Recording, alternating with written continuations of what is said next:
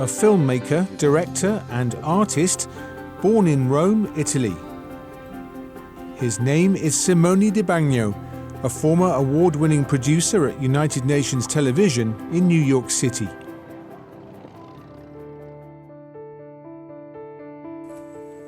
From 1975 to 1995, Simone followed his passion, making films which he believed raised awareness about the struggle of some of the world's most vulnerable populations. Oh, it was the greatest thing that ever happened to me. I participated, I could be the best of what I could be.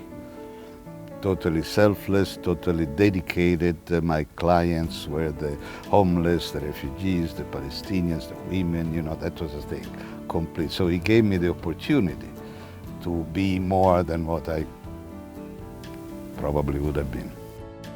Producing films had its own share of problems, as member states sometimes objected to the storyline. The plight of the millions of homeless people in the world today is an undeniable fact of life.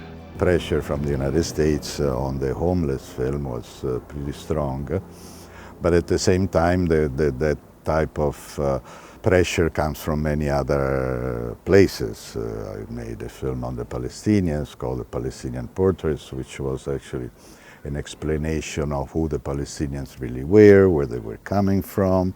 So in the 80s I wanted it to be shown to the United States or to Europe, to the West in particular, to explain they were not just terrorists or refugees. But then I got pressure from the PLO, who said, no, this is no good, it's too soft. Leaving the UN gave Simone time to become a true advocate for its goals. He paints and uses his artwork to bring the story of the organization to children. One of the great things I made after leaving the UN, I made a little book of drawings called Nations Are Us, which explains the Security Council to children.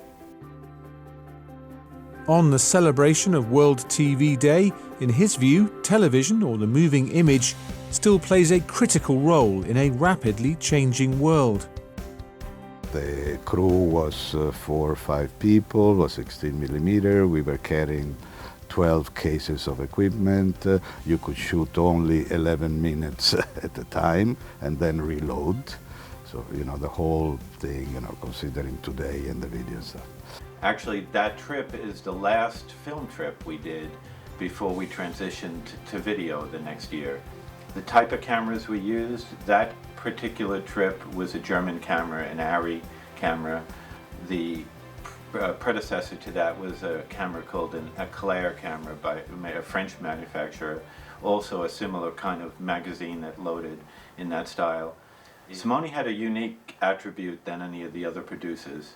He didn't like to have a lot of words in his documentaries. And for me, as a sound person, it was perfect because I liked getting really good sound. So one of the things he liked to do was avoid very long texts in his documentaries. So he wanted the picture to tell the story.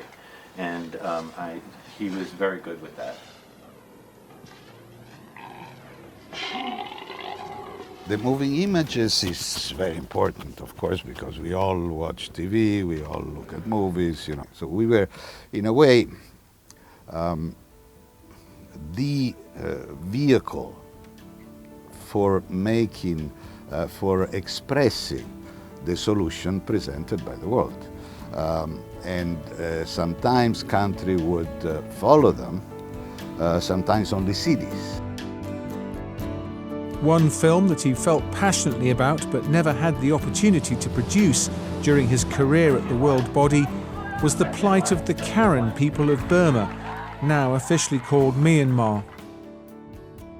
So I did this thing on Burma in '92, then '97, and then came the usual festivals and stuff. And I don't know how much impact it had, but definitely then we won, right? Like with Namibia. These are the things that when you fight for things that are impossible, as I said, I inherited from people who say it'll never happen. kind of thing. And it happens. Of course, all the others didn't happen, you know, Middle East. So, but the few that happen, at least gives you a little satisfaction, you know, that you contributed a little bit. So that was Burma. That I did it on my own, and I used all the money that I got from the UN when I left. Free-spirited, he spends much of his time on this boat, docked on the waters of New York's Hudson River, reflecting on his next film.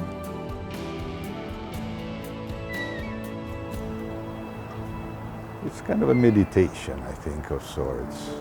And it's the fact of being close to water, to nature. We're in the park with all the ducks and the geese. You feel part of a certain harmony.